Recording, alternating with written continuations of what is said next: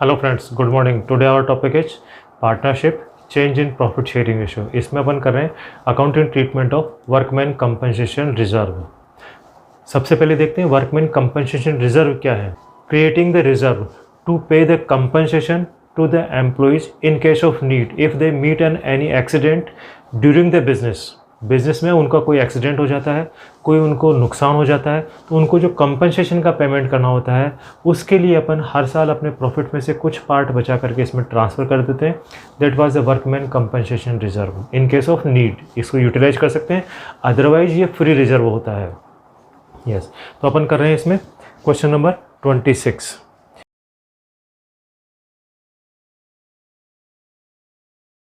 ये कह रहा है A B sharing the profit and loss 2:3। They decided to share future profit and loss equally with effect from 1 April 16 and extract of the balance sheet on 31 March 16 as follows. Workman compensation reserve 40,000। ये बता रहा workman compensation reserve is 40,000 balance sheet में given है। ये workman compensation reserve जो है balance sheet में given है। अब डिफरेंट सिचुएशन में change in profit sharing ratio में इसका क्या ट्रीटमेंट करेंगे अपन। मैंने एक बताया था कि बैलेंस शीट में जो कुछ भी लिखा हुआ है अगर वो डिस्ट्रीब्यूट करना होता है तो old partners old profit sharing ratio में से, लेकिन चूंकि रिजर्व है इसमें से कितना फ्री है और कितनी लाइबिलिटी है अकॉर्डिंगली उसी हिसाब से करेंगे।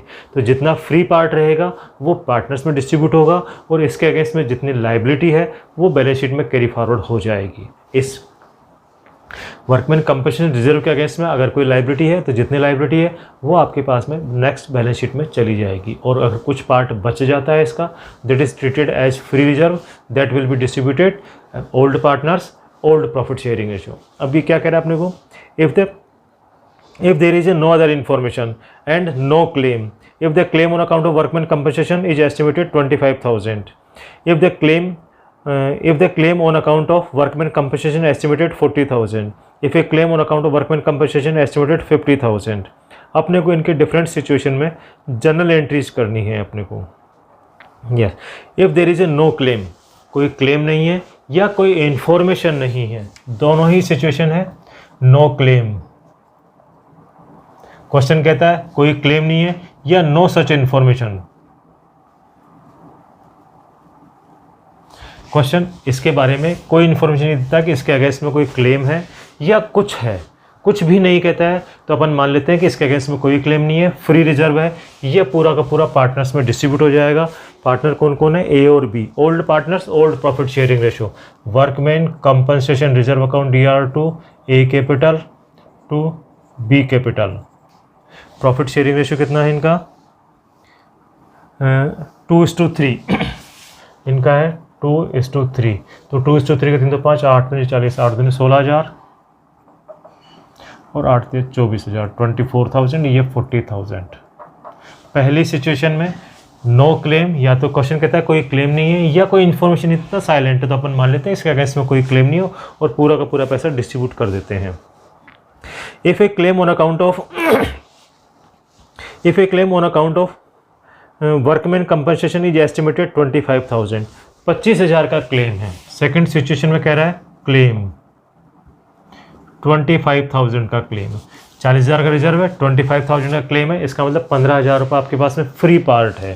तो अपन क्या करेंगे, वर्कमैन कंपनसेशन रिजर्व को तो डेबिट पूरे से करेंगे 40,000 रुपये से। इसमें से 25,000 रुपये का क्लेम है तो इसके लिए अपन बनाएंगे प्रोविजन फॉर वर्कमैन कंपनसेशन 25,000 रुपये का। प्रोविजन इसलिए बना रहे हैं कि एस्टिमेटेड वैल्यू है, ये 25,000 जो है वो एस्टिमेटेड वैल्यू है। बाकी के जो 15,000 रह गए उसको डिस्ट्रीब्यूट कर देंगे पार्टनर्स में to A capital and to B capital. 3:2 5 से 15, 3 दूनी 6 और 9,000। इस तरह से सेकंड सिचुएशन में करेंगे कि जितना क्लेम है एस्टिमेटेड है इसलिए अपने प्रोविजन बनाया।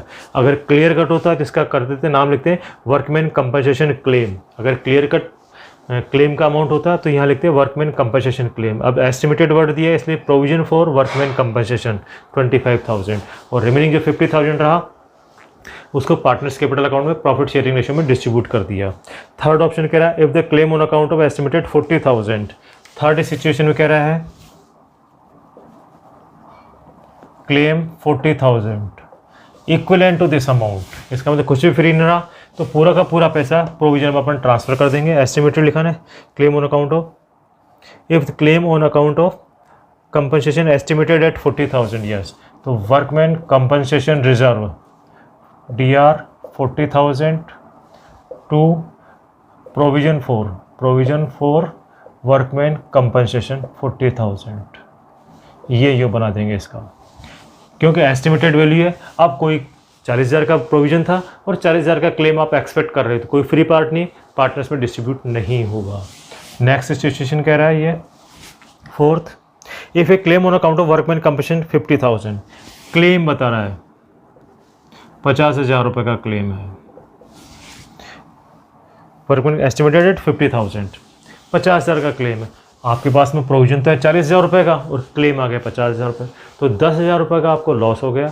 जो लॉस हो गया वो रिवोल्यूशन अकाउंट से लेंगे अपने पैसे, क्या करेंगे, workman compensation reserve DR 40,000, revolution account debit 10,000 to provision for workman compensation 50,000। इस तरह से एंट्री करेंगे। जो पैसे कम पड़ गए वो रिवोल्यूशन से लेंगे, ज़्यादा रह जाते हैं पैसे, बैलेंस बच जाता है वर्कमैन कंपनसेशन रिजर्व का, तो डायरेक्ट डिस्ट्रीब्यूट कर जाते हैं, और वर्कमैन कंपनसेशन रिजर्व का बैलेंस कम रह जाता है तो रिवोल्यूशन से लाते हैं, ध्यान रखें ये। अब ये रिवोल्यूशन का जो रहा है इसको आप डिस्ट्रीब्यूट कर देंगे पार्टनर्स कैपिटल अकाउंट में। ये लॉस हो गया तो लॉस को हो गया A capital debit, B capital debit to revolution account. 10,000 रुपये, 10,000 रुपये को डिस्ट्रीब्यूट कर देंगे 4,000 और 6,000। इस तरह से आप इसका डिफरेंट सिचुएशन में अपन वर्कमैन कंपनसेशन का क्या अकाउंटिंग ट्रीटमेंट होता है ये इस तरह से करेंगे अपन। यह सब नेक्स्ट क्वेश्चन है आपके पास में 27।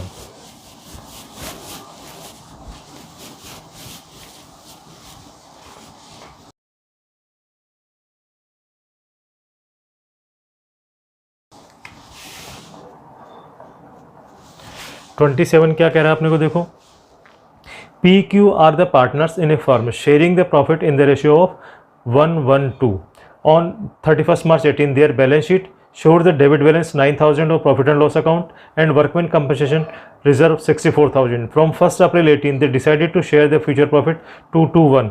For this purpose, it was agreed that the goodwill of the firm was valued 4 lakh and claim on account of workman compensation 30,000 was admitted.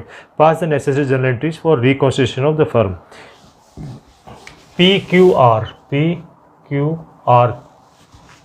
पुराना रेशियो है इनका 1:1:2, ये है ओल्ड रेशियो है। चेंज होकर के नया रेशियो क्या किया है इन्होंने 2:1। सबसे पहले क्योंकि गुडविल का काम करना है, गुडविल का काम हमेशा सेक्रीफाइस और गेनिंग में ही होता है, तो पहले अपन सेक्रीफाइस और गेनिंग कैलकुलेट करते हैं। उसके लिए क्या करेंगे, new minus old,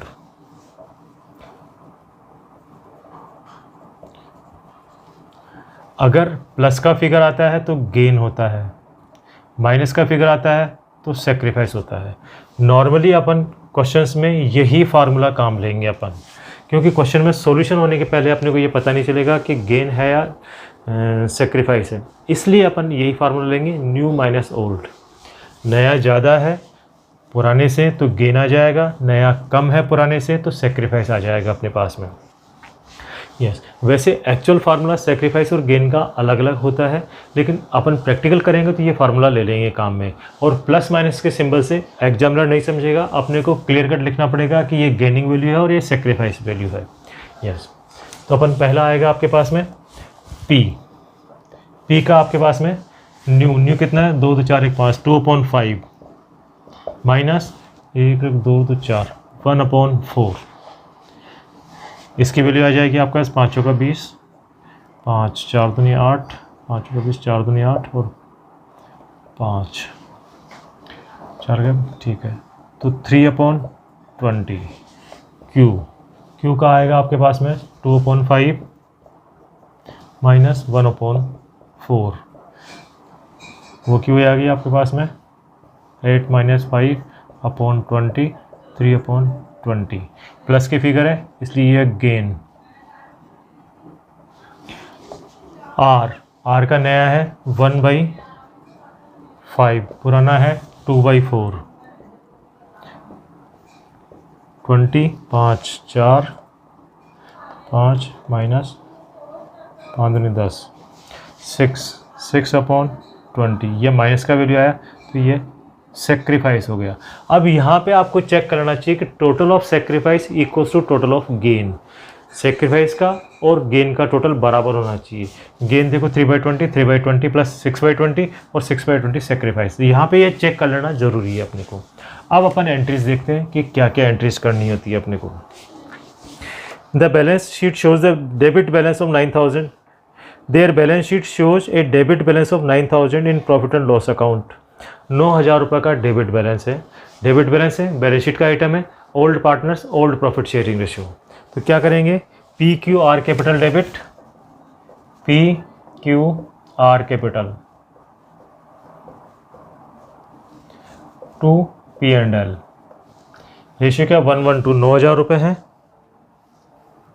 there balance sheet shows a debit balance 9000। 2 2 4 18 चौक 72 19 क्या आएगा 22 चौक 88 2250 2250।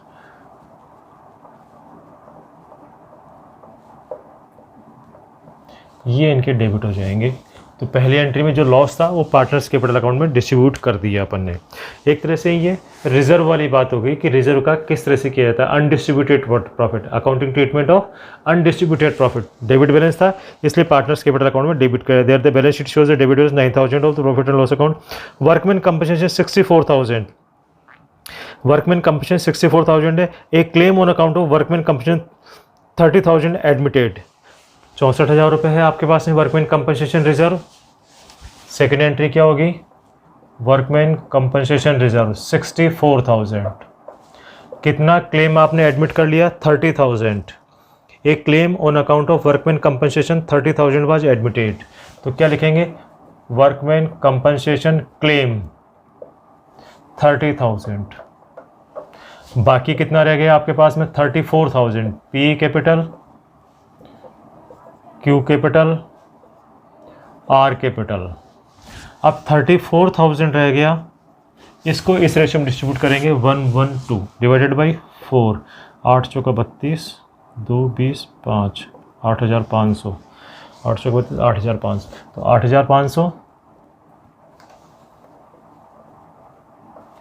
8,500 और 17,000। इस तरह से इसको डिस्ट्रीब्यूट कर देंगे। 17 दूना 34 और 30 64। इस तरह से इसको डिस्ट्रीब्यूट कर देंगे। वर्कमैन कंपनसेशन 64,000 का है अपने पास में, उसमें क्लेम है आपके पास में 30,000। एक claim on account of workman compensation was admitted, clear cut claim है। तो यहाँ पे अपन लिखेंगे वर्कमैन कंपनसेशन क्लेम 30,000। प्रोविजन नहीं बनाएंगे यहाँ पे। 30,000 रिमेनिंग 34 रहा, प्रॉफिट शेयरिंग रेशियो में डिस्ट्रीब्यूट कर देंगे अपन। नेक्स्ट आगे कह रहे हैं, on 1 April they decided to future profit 2:1। Yes, goodwill of the firm was 4 lakh. Goodwill, firm की गुडविल है 4 लाख रुपए। अब गुडविल का जो काम करना होता है अपने को सेक्रीफाइसिंग और गेनिंग में करना होता है अपने को। तो सेक्रीफाइस और गेनिंग निकाल लिया। अब गुडविल की वैल्यू है 4 लाख, तो इंटू 4 लाख यह आएगा 20 में से 400 20 या 60,000 रुपये। इसका भी आएगा इंटू 4 लाख करेंगे 60,000 रुपये। इसको भी इंटू 4 लाख करेंगे 120। 320 इंटू 4 लाख 60,000 रुपये। 320 इंटू 4 लाख 60,000 रुपये। 620 इंटू 4 लाख 1,20,000। ध्यान रखें अपन यहाँ रेशियो में नहीं कर रहे हैं काम, यहाँ वैल्यू है। ये 320 और 620 ये वैल्यू है। जब वैल्यू से मल्टीप्लाई करना होता है तो आप गुडविल की पूरी वैल्यू से कैलकुलेट करेंगे। ध्यान रखें इस बात के लिए। जब एडमिशन रिटायरमेंट वगैरह होता है तो अपन किसी पर्टिकुलर पार्टनर का, नए पार्टनर का या रिटायरिंग पार्टनर का गुडविल में शेयर कैलकुलेट करते हैं अलग से और फिर उसको रेशियो में डिस्ट्रीब्यूट करते हैं। लेकिन change in profit sharing ratio में अपन गुडविल के पूरे अमाउंट से मल्टीप्लाई करते हैं। जो सेक्रीफाइस और गेनिंग वैल्यू आती है उसको पूरे अमाउंट से मल्टीप्लाई करते हैं। जैसे 4 लाख आया तो 3,20,000 into 4 lakh, 3,20,000 into 4 lakh and 6/20 into 4 lakh, ये वैल्यू आई आपने पास। अब जो गेनिंग पार्टनर है, जिनको गेन हो रहा है, उनको तो करेंगे डेबिट, और जो सेक्रीफाइसिंग पार्टनर है उसको करेंगे क्रेडिट, क्योंकि मैंने बताया था कि गुडविल जो कंपनसेशन देते हैं वो प्रॉफिट सेक्रीफाइसिंग के बदले में देते हैं। तो जो सेक्रीफाइस कर रहा है उसको गुडविल के पैसे मिलेंगे, इसलिए उसको क्रेडिट करते हैं। तो गेनिंग कौन है? P capital debit, Q capital debit to R capital. P भी गेनिंग है, क्यू भी गेनिंग है, इसलिए तो 60,000 एंड 1,20,000। इस तरह से आपने इसमें किंग करेंगे अपने पास में। जो गेनिंग पार्टनर है पी और क्यू, उनको डेबिट करेंगे, और सेक्रीफाइसिंग पार्टनर है आर, उसको क्रेडिट करेंगे, क्योंकि आर ने अपना प्रॉफिट शेयर छोड़ा है, इसके बदले में उसको गुडविल के प्रोपोर्शनेट पैसे मिलने चाहिए। यस, इस तरह से अपन ने इसमें डिफरेंट एडजस्टमेंट किए हैं। अनडिस्ट्रीब्यूटेड प्रॉफिट का भी एडजस्टमेंट किया और वर्कमैन कंपनसेशन का भी एडजस्टमेंट किया। आशा करता हूँ आपको ये दोनों क्वेश्चन समझ में आ गए होंगे। आप हमारा इस वीडियो को लाइक करें, हमारे चैनल को सब्सक्राइब करें और अपने फ्रेंड्स के साथ में शेयर करें। Thank you.